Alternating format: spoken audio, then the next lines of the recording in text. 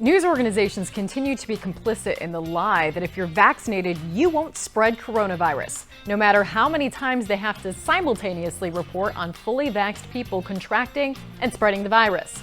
Like this story, Crew's COVID case count rises to 17, one possible Omicron variant. Omicron. Buried in the article is this quote from the Norwegian Cruise Line spokesperson saying 100% of guests and crew were required to be vaccinated. So there was a COVID-19 outbreak among a fully vaccinated cruise ship? Right. And yet unvaccinated get targeted in this article. It starts straight off between making a correlation between the percentage of people who voted for Trump, the county's low vaccination rate, and case rates.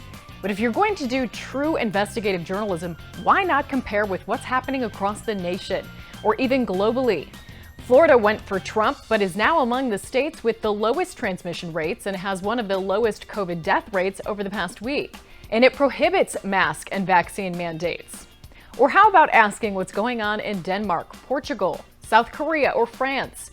Denmark, 87% vaxxed, but just had its highest reported case record. Portugal, nearly 100% vaxxed, yet the Prime Minister announced it would return to a state of calamity this month. South Korea, also one of the highest vaccinated countries, yet also dealing with surging cases. France, 90% vaxxed, but on the CDC classification of level 4 for very high COVID-19 case rate. Something's not adding up. But wait, you're not allowed to question any of this. WTOL had to post this warning in the comments. It says, any misinformation, hate speech, outside links, or personal attacks are grounds for a ban, with a link to its community guidelines, which actually doesn't say anything about misinformation or outside links. And who gets to constitute what's misinformation?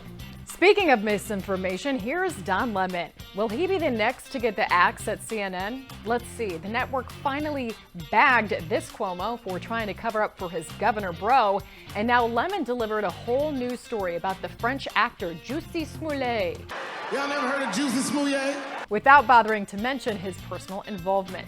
When Jussie Smollett took the stand earlier this week, he testified that he first knew police were investigating his hate crime claims when he got a text message from this guy, the anchor that delivered news about Smollett's trial with a straight face, making no mention of his role. Speaking of role, we know Smollett had acting roles, but did you know he sings too? I dust the dirt off my shoulder. Stay up, 'cause that's all I know. Looks like you weren't able to dust this off your shoulder. Jussie Smollett found guilty of lying to police and hate crime hoax. So, why'd he do it? Ain't about the money, it's about the power. Not about the money, it's about the power. Got it. But don't forget about the outrage this hoax had produced because it fit the narrative. Of a media that's saying it's a debate whether or not what just happened to Jussie Smollett is a hate crime. It's absurd. This isn't a debate. I am lucky to have this time and the privilege to say this. This needs to stop. At least Jussie Smollett can rest knowing that his attacker has been convicted.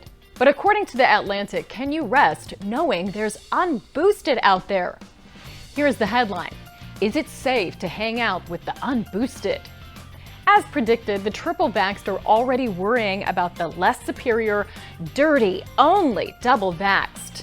Isn't it strange that when Glenn Greenwald called them out for finding a new way to shun the unboosted, poof! I shouldn't have said that. I should not have said that. New headline. How to socialize safely in the booster era. What gives Joe Pinsker no mention of the edit or why? And playing PR for the government instead of real journalism isn't even a secret anymore. In fact, Oliver Darcy seems quite proud of it. He brags. Senior White House and admin officials have been holding briefings with major newsrooms over the past week as they try to reshape economic coverage.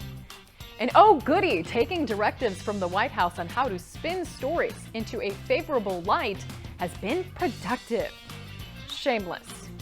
Bringing you what's ignored, sensationalized, unbalanced, misleading, or just plain false. That's your media malfeasance for the week. For KLIM.News, I'm Kristi Leigh.